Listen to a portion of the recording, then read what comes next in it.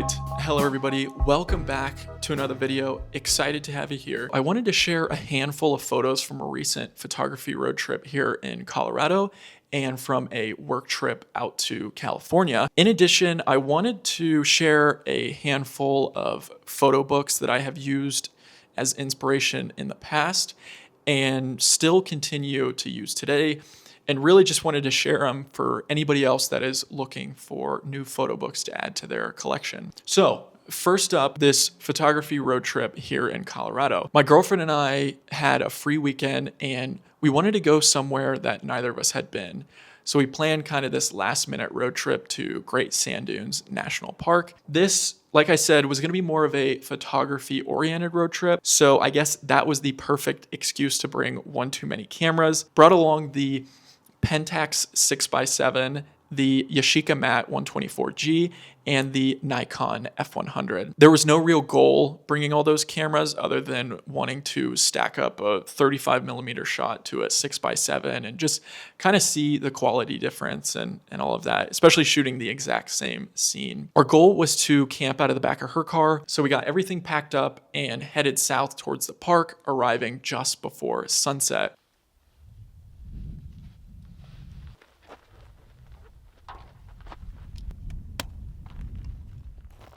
Had about 30 minutes of light left, and instead of running around with my camera, just decided to kind of enjoy it for ourselves, take it in, not through the viewfinder, knowing that we were going to be back the next morning for sunrise. As soon as that sun dipped below the horizon, it got so cold. The temps dropped, the wind picked up, everything just froze. We hunkered down for the night and got ready for the next morning in the park.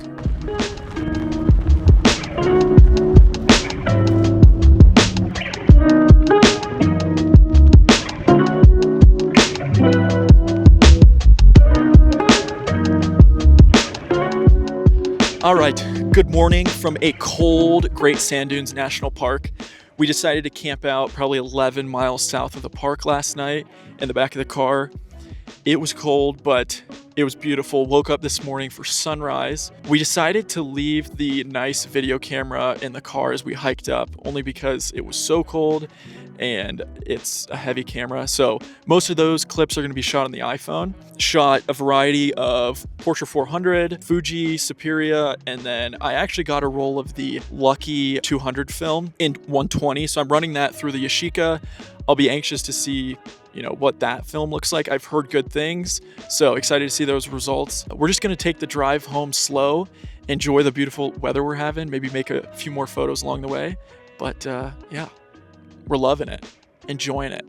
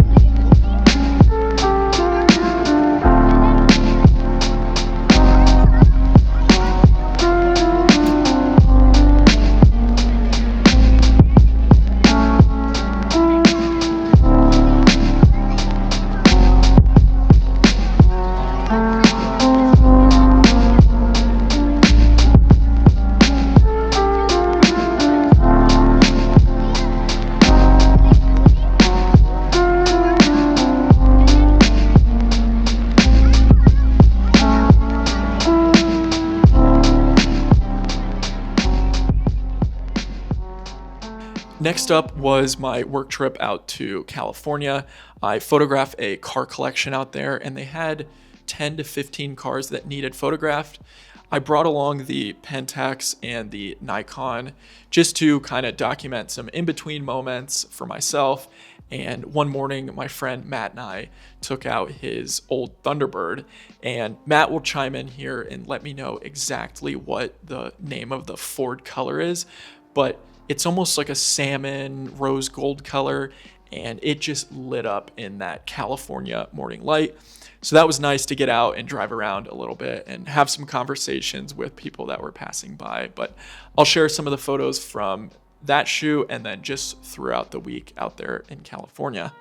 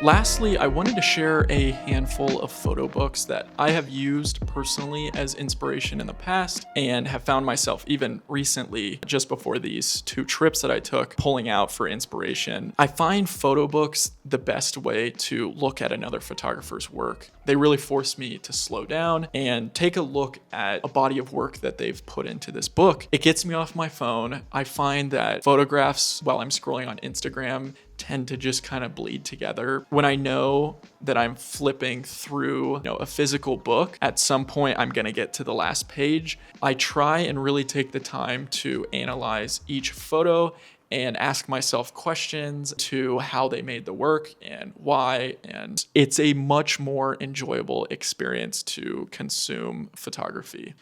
So I've looped kind of 3 books together. 2 of them are zines and 1 is more of a book. The first one is from Patagonia. Dan Malloy and a few of his friends went on a bikepacking trip down PCH.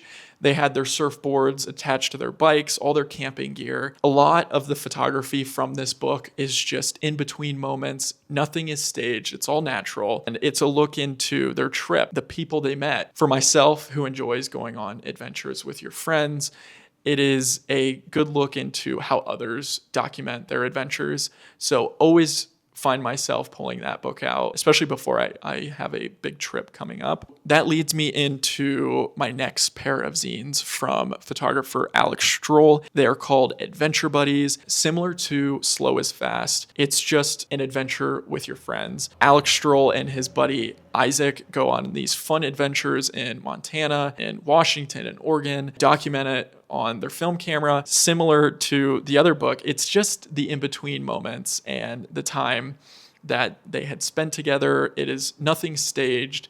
And like I said with the other book, it's just another source of inspiration, especially as I enjoy going out and making photos just like this with my friends on our adventures. So next up, we've got a book called Friend of Mine by photographer Matt Day. Matt Day is an Ohio-based photographer, Gotta support the Ohio guys. This body of work is entirely in black and white. It is from his hometown of Chillicothe, Ohio, and the surrounding area. It shows you that the simplicity of life in general can be documented, and he does just that. People around town, his family, just different things he comes across in everyday life. That is a book that I go back to time and time again. So last up is Surf, Etc. from photographer Russell Holiday.